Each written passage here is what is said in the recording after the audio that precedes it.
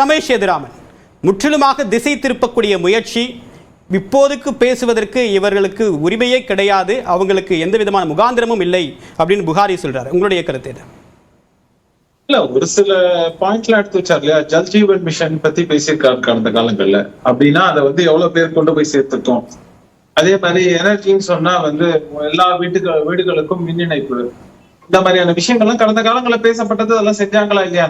அதாவது சொல்லக்கூடிய விஷயங்கள் எல்லாத்தையும் செய்ய முடியுமா அப்படிங்கிறது ஒண்ணு, செய்யல அப்படின்னு அதாவது முற்றிலுமாக நிறைவேற்றலன்னா அந்த பாதையை நோக்கி போய் கொண்டிருக்கிறார்களா, இது ரெண்டு இப்படிதான் பார்க்கணும். ஆனா இன்னைக்கு சகோதரர் பேசும்போது எனக்கு ஆசிப் அவர்கள் பேசும்போது வியப்பா இருந்தது. என்னன்னா அவர் சொல்றாரு பெண் சுதந்திரம் பத்தி, அப்புறம் மணிப்பூர் எல்லாம் பேசுறாங்க. மணிப்பூர் இதே இதுல கடந்த காலங்கள்ல மன்மோகன் சிங் அவர்கள் பிரதமராக இருந்த போது இவன் எந்த மாதிரியான ப்ரொடெஸ்ட் பண்ணாங்கன்னா போய் தயவு செஞ்சு பாருங்க. அப்ப மட்டும் பாராமுகமா இருந்துட்டு இன்னைக்கு நீலி கண்ணீர்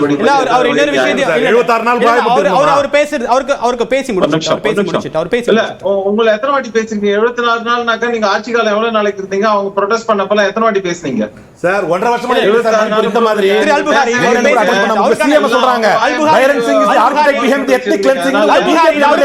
அவருக்கான நேரம் பிஜேபி எம்எல்ஏ சொல்றாரு. இல்ல கேக்குறாரு, அதுக்காக சொல்றேன். பிஜேபி எம்எல்ஏ சொல்றாரு உங்க சிஎம் தான் காரணம். அப்படியே வரலாறு இருங்க, ரன்னிங் கமெண்ட்ரி மாதிரி தராதீங்க. நாம பேசிட்டாங்க, கேட்டுட்டு அடுத்த ரவுண்ட்ல சொல்லுங்க. இருங்க இருக்கட்டும். அடுத்தது மூணாவது முக்கியமான விஷயம், இவர் சொல்லும்போது கேக்குறாரு இதுல முன்னேற்றம் எங்க இருந்து வருது? ஏன்னா டிஜிட்டல் இந்தியா, நாங்க கம்ப்யூட்டரை கொண்டு வந்தோம். சரிங்க, கம்ப்யூட்டரை கொண்டு வரோம் அப்படின்னு சொன்னீங்க, அது காலத்தின் கட்டாயம் எப்படி இருந்தாலும் நடந்ததுங்கிறதெல்லாம் மாற்று கருத்தெல்லாம் கிடையாது. ஆனா இன்னைக்கும் நம்ம இன்ஃப்ராஸ்ட்ரக்சர், பப்ளிக் இன்ஃப்ராஸ்ட்ரக்சர்னு சொன்னா நம்ம தங்க நாற்கரத்தை தான் கோட் பண்றோங்கிறது இருக்கு. இன்ஃப்ராஸ்ட்ரக்சர் டெவலப்மெண்ட் எவ்வளவு முக்கியங்கிறத அடல் பிஹாரி வாஜ்பாய் அவர்கள் ஆட்சி காலத்துல ஆரம்பித்து வைத்தது. இன்னைக்கும் பாத்தீங்கன்னா யூபிஏ காலகட்டத்துல போடப்பட்ட சாலைகளை விட 5 மடங்கு 6 மடங்கு அதிகமாக இந்த காலகட்டத்துல போட்டுக்கொண்டிருக்கிறார்கள்ங்கிறதையும் பாக்குறோம். நாடு முழுவதும் இணைப்பதெல்லாம் இதெல்லாம் வளர்ச்சிக்கான திட்டங்கள் இல்ல. அதெல்லாம் காலத்தின் கட்டாயமா மாறாத திரு ரமேஷ். அது லாஜிஸ்டிக்கான ஒரு மேஜர் புஷ் தேவைப்படும் போது அது காலத்தின் கட்டாயமா மாறாத தான் சொல்றேன். நீங்க ஒரு சார்பா சொல்லக்கூடாதுங்கிறது தான் நான் சொல்ல வரேன். அதே நேரத்துல சரி, அவர் இன்னொரு கேள்வி கேட்கிறாரு. பில்கிஸ் பானு விவகாரத்துல கேள்வி கேட்கிறார், அதுக்கு நேரடியான பதில் என்ன? நேரடியான பதில் நான் என்னைக்குமே சொல்லியிருக்கேன்.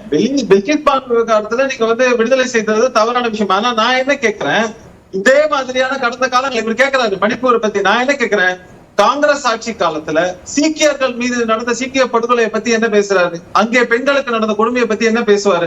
பாய் திறப்பாரான்னு இருக்கு. ஹஷிம்புரா சிறுபான்மை பத்தி பேசணும்னா ஹஷிம்புரால அப்பாவி முஸ்லிம் இளைஞர்கள் கொல்லப்பட்டார்கள், அதை பத்தி இவர் பேசுவாரா? எந்த காலத்திலயும் காங்கிரஸ் அதுக்கு வாயை திறந்து பதில் சொல்லியிருக்கான்னு கேட்டு பாருங்க. வாயை திறக்க மாட்டாங்க. இந்த மாதிரியாக ஒவ்வொரு விவகாரத்திலும் இவர்கள் இரட்டை நிலைப்பாட்டை மட்டுமே எடுத்துக்கொண்டிருக்கிறார்கள் தான் பிரச்சனை. நான் என்ன கேட்கிறேன், வளர்ச்சிங்கிறது என்ன? அதாவது எல்லாரும் சொல்வதையெல்லாம் 100% செய்திருக்காங்களா? நான் ஒரு சார்பாக பேசக்கூடாது. நான் இந்த அரசுடைய பல குறைகளையும் சுட்டி காட்டியிருக்கிறேன். ஆனா இந்த இண்டிபெண்டன்ஸ் டேங்கிற உரைங்கிறது பொதுவா பேசும்போது என்னன்னா செட்டிங் டைரக்ஷன் ஃபார் தி நேஷன்ங்கிற அளவுல ஒரு தொலைநோக்கு பார்வையுடன் ஒரு பேச்சு தான் பேசுவாங்க. இங்க கேள்வி எழுப்புறாங்க, செட்டிங் எ டைரக்ஷன் அப்படின்னு சொல்றீங்க, செட்டிங் எ விஷன் அப்படின்னு சொல்றீங்க. இதுல ஒன் நேஷன் ஒன் எலெக்ஷனோ யூனிஃபார்ம் சிவில் கோடோ இல்ல ஜுடிஷியரி ரிஃபார்மோ வருதா? ஆமா, நிச்சயமா இருக்கு. ஜுடிஷியரி ரிஃபார்ம்னா நான் ஒரே ஒரு கேள்வி கேட்கிறேங்க. ஒரு வழக்கு, ஒரு சிவில் வழக்கை எடுத்துக்கொள்ளுங்கள், இல்ல ஒரு கிரிமினல் வழக்கை எடுத்துக்கொள்ளுங்க. நீங்க உலகத்தில் வளர்ந்த நாடுகள் எதை வேணா பாருங்க, அதில் எடுத்துக்கொள்ளக்கூடிய காலகட்டம் எவ்வளவு? ஒரு விசாரணைக்கோ இந்த கோர்ட்ல இருந்து இந்த கேஸ முடிவுக்கு கொண்டு வர்றதுக்கு கொலிஜியம் அனுப்பின ரெக்கமெண்டட் ஜட்ஜஸ் எத்தனை நாட்கள்ல மத்திய உள்துறை அமைச்சகம் ப்ராசஸ் பண்ணி கிளியரன்ஸ் தராங்க? நீங்க மாறி மாறி மாறி போக இல்ல நீங்க ஜுடிஷியரை பத்தி பேசுறீங்க, ஜுடிஷியர்ல கேஸ் பெண்டிங் பத்தி பேசுறீங்க. அந்த கேஸ் பெண்டிங் கிளியர் பண்றது ஜஸ்டிஸ் தான். அவங்க ரெக்கமெண்டேஷன் கொலிஜியம் கொடுக்கறாங்க. அதை நீங்க எத்தனை நாட்கள் அந்த கோப்புல முடிவு எடுத்துக்கிறீங்க? ஒரு நிமிஷம் இருக்கட்டும். ஆனா இதை நீங்க ஜுடிஷியரிக்கு எடுத்துக்கொள்ளணும். இப்ப நான் என்ன கேட்கிறேன், கொலிஜியம் டிரான்ஸ்பரண்டா நடக்குதாங்கிற ஒரு கேள்வியும் இருக்கா இல்லையா? அப்போ அதற்குண்டான நடவடிக்கைகள்ங்கிற ஆஸ்பெக்ட்ல கவர்மெண்ட்டும் அதுக்கான டைம் எடுத்துக்கிறாங்க. சும்மா கிடையாது. ஏன்னா உங்களுக்கு ஐபி ரிப்போர்ட் கொடுக்கணும், இந்த மாதிரி பல விவகாரங்கள்லாம் இதுக்குள்ள இருக்குங்கிறதையும் நீங்க கவனத்தை எடுத்துக்கணும். Point number 1. 2வது முக்கியமான விஷயம், நான் கேட்கறது வந்து இப்ப வந்து சுற்றுச்சூழல் மற்ற விஷயங்கள்லாம் பேசிட்டாருங்க, அதெல்லாம் விட்டுருங்க. இப்ப நீங்க கேட்டதுல முக்கியமான விவகாரம் இப்போ வந்து ஜுடிஷியல் ஆஸ்பெக்ட்லன்னு பேசியாச்சுன்னு. ஆனா அங்கே இருக்கக்கூடியதுல நீங்க எவ்வளவு சீக்கிரம் மக்களுக்கான நீதியை வழங்க வேண்டும். இன்னைக்கு கூட ஒரு விஐபி இருந்தாருன்னா, ஒரு இல்லைன்னா ஒரு அரசியல்வாதி இருந்தாருன்னா அவரால் வந்து எந்த அளவுக்கும் போக முடியுது. இன்னைக்கு ஒரு அப்பாவி ஒருத்தன் ஒரு பிரச்சனையை சந்திக்கிறான், அவனுக்கு நீதி கிடைக்கல அப்படின்னாக்க அவன் சுப்ரீம் கோர்ட்டுக்கு போய் பணம் செலவு பண்ண முடியுமா? ஒரு வாட்டி டெல்லிக்கு போயிட்டு வரணும்னா உங்களுக்கு 30,000 40,000. Parliament have the all power sir. நீங்க டைம் ஃப்ரேம் ஃபிக்ஸ் பண்ணுங்க. ஜுடிஷியல் மேட்டர்ஸ்ல இத்தனை நாள் டெசிஷன் எடுக்கணும், கவர்னர் மேட்டர்ஸ்ல இத்தனை நாள் டெசிஷன் எடுக்கணும். நீங்க டைம் ஃப்ரேம் ஃபிக்ஸ் பண்ணுங்க. அதே மாதிரி தானே அரசுக்கும். அப்ப அதை மட்டும் ஏன் கேட்க மாட்டேங்கிறோம்? மத்திய அரசு குறை சொல்றோம், இந்த மாதிரி கேள்வி கேட்கிறோம். மாநில அரசுக்கும் ஒரு நீங்க வந்து ஒரு மனுவை கொடுத்தீங்கனாலோ, ஒரு ஒரு இதை வந்து நீங்க வந்து கேக்குறீங்கன்னாலோ அவங்க எத்தனை நாள் எடுத்துக்கிறாங்கிற கேள்வி எல்லாம் இருக்குல்ல. 30 வருஷம் 40 வருஷம் எல்லாம் பெண்டிங்லாம் வச்சிருக்காங்கல்ல ஃபைல்லாம். அதெல்லாம் பத்தி ஒரு வெள்ளை அறிக்கை தாக்கல் பண்ண அது உங்களுக்கும் தானே ஆளக்கூடிய மாநிலங்கள், ஐஎன்டிஏ கூட்டணியில் இருக்கக்கூடிய மாநிலங்கள்லாம் வெள்ளை அறிக்கை தாக்கல் பண்ண சொல்லுங்க. அடுத்தது அதை பத்தி டீடைலா விவாதிச்சு தமிழக அரசு அனுப்பக்கூடிய மசோதாக்கள் அசம்பிளில பாஸ் பண்ணிட்டு அதுக்கு அடுத்தா குடியரசுல விட்டு வந்து நிக்குது சில மசோதாக்கள். அதுல என்ன கால அவகாசம் இருக்கு? ஆமாங்க, நீங்க வந்து தீவிரவாதியை விடுதலை பண்ணுன்னு சொல்லுவீங்க, அதுக்கான ஒரு இதெல்லாம் வந்து தீர்மானத்துல இஷ்டத்துக்கு எழுப்பீங்க. இல்லைன்னா நீங்க கோர்ட்ல போயிட்டு அதுல ஒரு லூப் ஹோல வச்சு நம்ம தொடர்ந்து ஆண்டுகால நாள இருக்கிறதுனால இவங்க எல்லாம் விடுதலை பண்ணணும்னு சொல்வீங்க.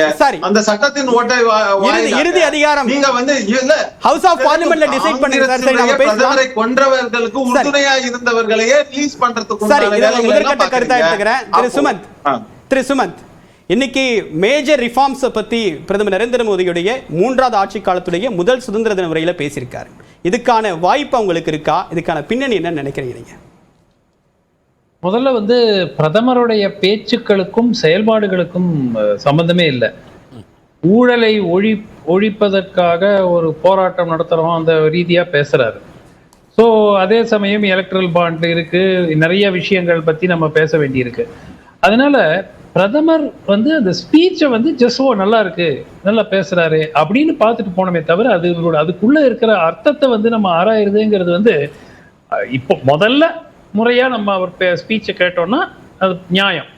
10 வருஷமா கேட்டுட்டு பிரதமர் இது சொல்லியிருக்கிறாரு அதனால இதெல்லாம் நடக்க போகுது அப்படின்னு நினைச்சா அதை விட அதை நம்மளதான் குறை சொல்லணுமே தவிர அவரை சொல்ல முடியாது.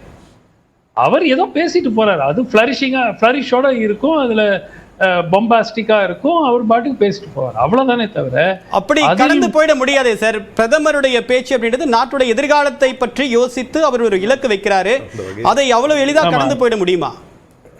இல்ல, இப்போ பல விஷயங்கள் அவர் முன்னாடியே சொல்லியிருக்கிறாரு. விவசாயிகளுடைய வருமானத்தை இரட்டிப்பு செய்வோம் அப்படிங்கெல்லாம் உத்தரவாதம் நிறைய கொடுத்துருக்காங்க. இந்த உத்தரவாதத்தில் எவ்வளவு உத்தரவாதம் நிறைவேற்றப்பட்டு இருக்குது?